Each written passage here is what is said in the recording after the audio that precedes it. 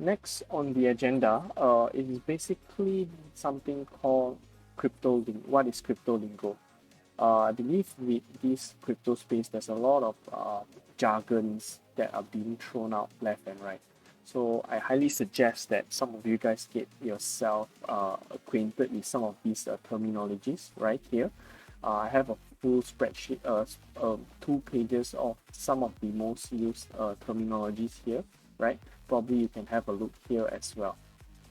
So from here, the left column, you can see airdrops, bearish, BTB, for FUD, etc. So most of these are some of the terms that are being used in some of the social media group, the Telegram, as well as Facebook and whatever other channels that you use, right?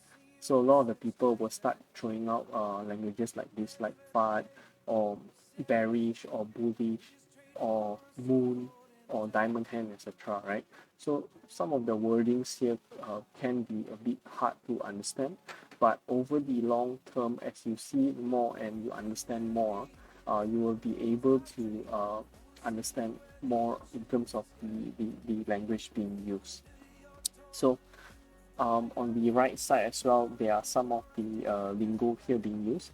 Sats is basically instead of being valued in terms of a dollar, right? Like let's say BTC slash USDT Tether, they will actually value it against BTC. Like for example, it's Ethereum in terms of BTC value, and then cold wallet, hot wallet, right? Cold wallet would be, for example, offline storage, right? Can be your treasure wallet, right? Which are not connected to the internet. Your hot wallet could be your MetaMask or your Trust wallet, things like that, right? Shilling is like something, for example, you're giving a promotion of a coin because of your own interest, right? Rag, it's like you suffering a big loss. Short, long, and etc. So most of the terminology here as well. Some of them also comes from the traders or the forex market as well. So if you were to understand a little bit more in terms of some of the language here, if you were a trader in the future, then you will see some of the words being used again. Like for example, like bearish, bullish, for example, on the short, the long, and things like that.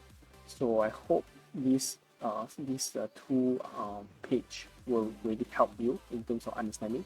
Probably you need some time to understand this, but I believe it will help you to understand better in terms of the chats in the group.